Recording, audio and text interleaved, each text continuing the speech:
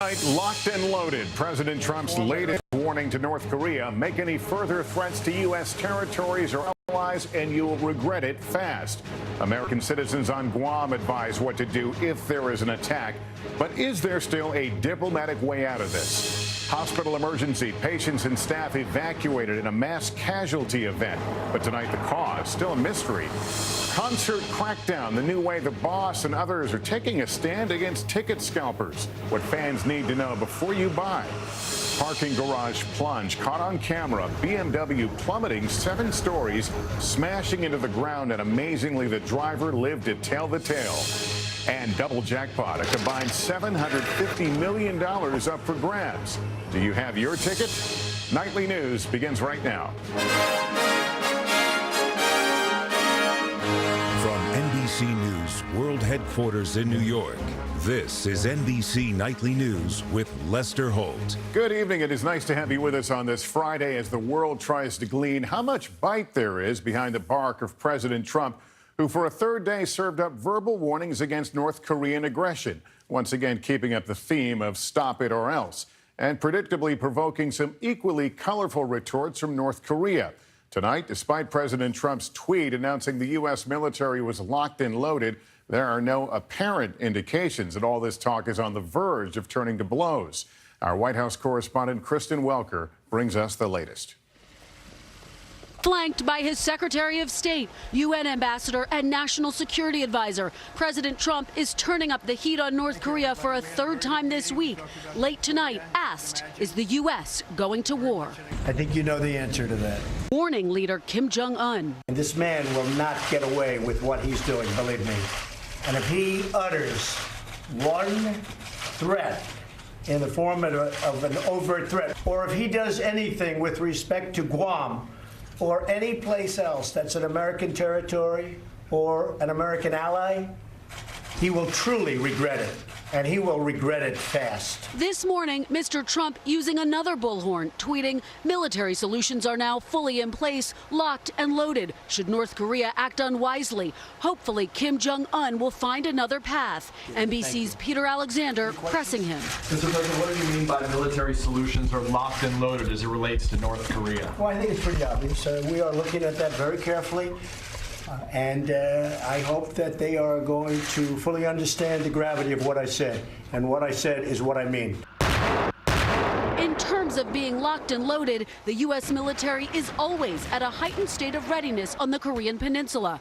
Pentagon officials tell NBC News so far they haven't moved in any new military hardware and stress the region is already armed with deep penetrating missiles, B-1 bombers in Guam, Navy destroyers and submarines. The North Korean government is firing back at the president's stepped-up rhetoric, accusing the U.S. of driving the crisis to the brink of a nuclear war, adding, we consider the U.S. no more than a lump, which we can beat to a jelly anytime. Heard from North Korean state TV saying, we consider the U.S. no more than a lump, which we can beat to a jelly anytime. Let me hear Kim Jong-un say it, okay? He's not saying it.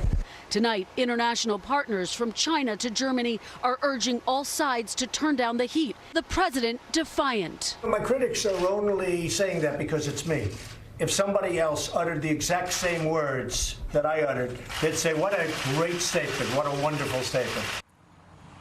The president will speak with the president of China tonight as he considers a stiffer round of sanctions against North Korea. And on another international crisis, Venezuela, Mr. Trump not ruling out military action. The president also taking yet another swipe at his fellow Republican Senate Majority Leader Mitch McConnell, whom he blames for failing to repeal and replace Obamacare.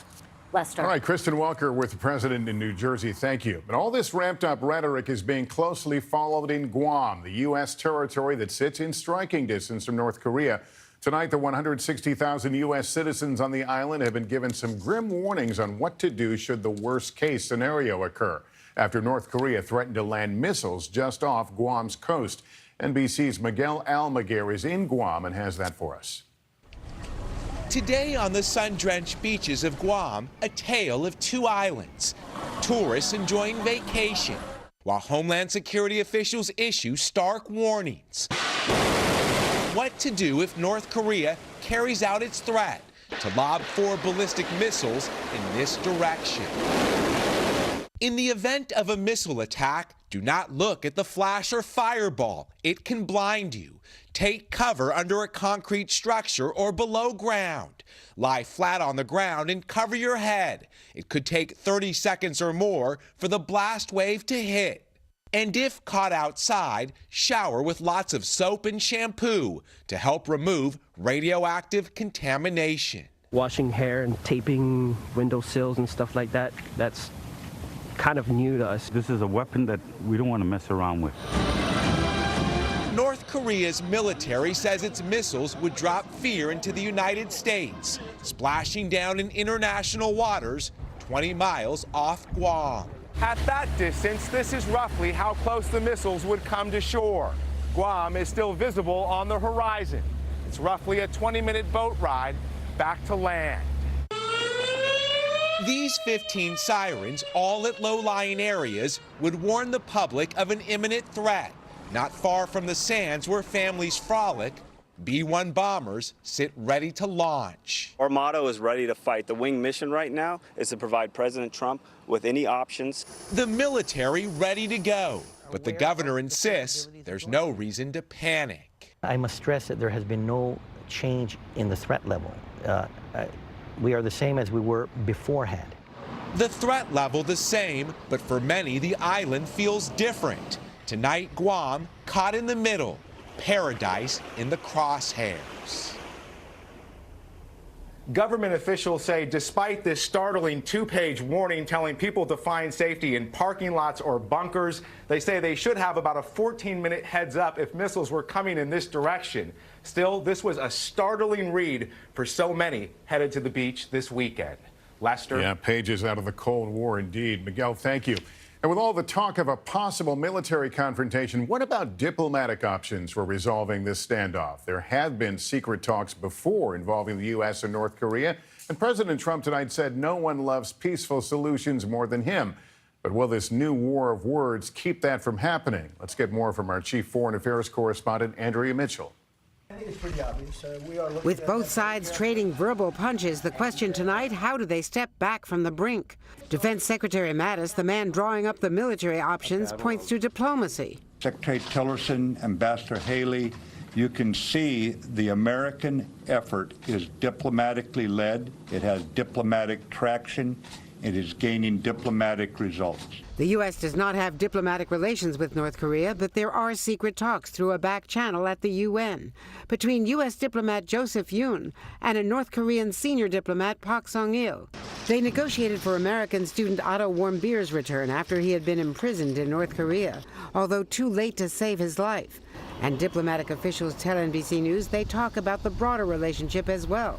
The president tonight asked if there are secret talks. We don't want to talk about back channels. We want to talk about a country that has misbehaved for many, many years, decades actually, through numerous administrations, and they didn't want to take on the issue, and I have no choice but to take it on. The Secretary of State has been playing good cop to the president's bad cop when it comes to talks. We have other means of communication open to them to certainly hear from them if they have a desire to want to talk. Veteran diplomats say the president's fiery rhetoric makes that diplomatic off-ramp less likely. The president's words this week were extremely unwise and rash and unsophisticated. You have to be very careful when you threaten a nuclear war. You do not want to back your adversary into a corner. The president rejects the criticism. And it's about time that somebody stuck up for the people of this.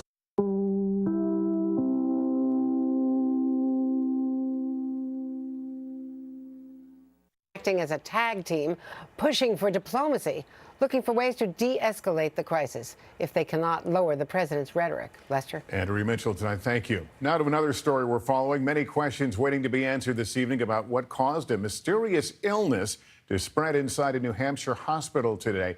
The emergency forcing many patients and staffers to suddenly have to evacuate. We get details from NBC's Ann Thompson. A New Hampshire hospital where people seek help today needed help. All patients are going to need to seek alternate ERs. In the main operating room, some staffers became nauseous in 2 different waves this morning. Dizziness, nausea, vomiting, So all low acuity symptoms that they were feeling. The lawn turned into an improvised triage area as firefighters evacuated and closed the operating room and the emergency room above it while searching for the cause of the trouble. With no evidence of a liquid spill, officials suspected a gas. We've tested the area for several things, mainly chemical, and it's all come back completely negative so far. Obviously, the rumor got out it's anesthesia gas. We don't know that. We don't know that there's a leak. Our meters would have picked up carbon dioxide, and we found 0. Fire officials called in the state hazmat team as neighboring communities rushed to help. There's a lot of people from a lot of different towns coming to help get patients out, which I think is really great. A dozen staff members were taken to area hospitals. None of the ailments were life-threatening. Others went home and their symptoms quickly subsided. Just what was in the air tonight is still a mystery. Ann Thompson, NBC News, New York. It's been a rough week for tech giant Google. There's now a call for the CEO to resign over the way he's handled an internal memo made public that questioned the abilities of women. The CEO fired that employee who wrote the memo, and now he's under fire. NBC business correspondent Jolene Kent has the latest. Tonight, pressure on Google mounting as CEO Sundar Pichai is called to resign after canceling a company-wide meeting to address gender discrimination late yesterday. The town hall was scheduled in response to the internal memo written by engineer James Damore, now fired. He wrote that women are underrepresented in tech due to, quote, biological differences, and efforts to achieve more diversity are bad for business. And one thing that I want to make clear is that I'm not just attacking diversity. I'm not attacking left ideology necessarily. I'm just attacking the fact that we can't honestly discuss any of these issues and that is actually hurting the problem. The town hall was canceled when some conservative groups online threatened to expose Google workers who plan to ask questions.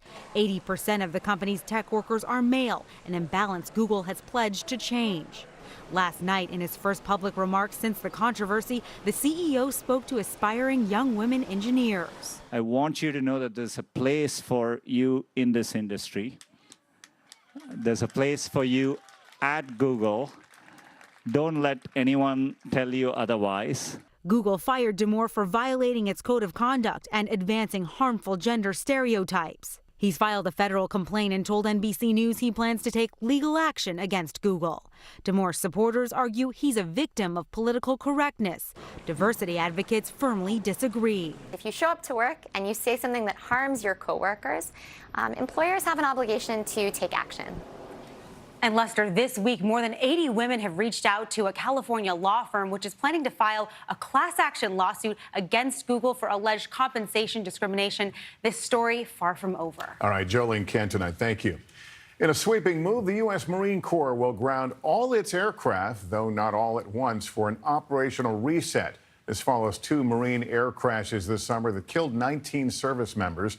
Commanders will order 24-hour halts on flights from their units to conduct safety refreshers at staggered times over 2 weeks to avoid any impact on military operations and commitments. Still ahead tonight, getting your hands on tickets to some of the hottest events. There's now a way to beat the scalpers and get seats at a fair price. Also, the incredible scene at a parking garage in Texas. That's a car plunging 7 stories. Tonight, we talk with a woman who survived that terrifying fall. We'll be right back.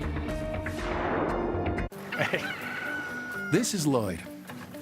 To prove to you that the better choice for him is Aleve, he's agreed to give it up. Okay, but I have 30 acres to cover by sundown. We'll be with him all day as he goes back to taking Tylenol. Yeah, I was okay, but after lunch, my knees started hurting again, so more pills. Yep, another pill stop. Can I get my Aleve back yet? For my pain, I want my Aleve. Get all-day minor arthritis pain relief with an easy open cap. Rethink what's possible. Rethink your allergy pills. Flonase Sensimist Allergy Relief helps block 6 key inflammatory substances with a gentle mist. Most allergy pills only block 1, and 6 is greater than 1. Flonase Sensimist. So you're saying you didn't eat this ice cream? Baby, I swear on my lucky shirt. I ate it. Frightening bolt. Seen it, covered it. We know a thing or two because we've seen a thing or two. We are farmers.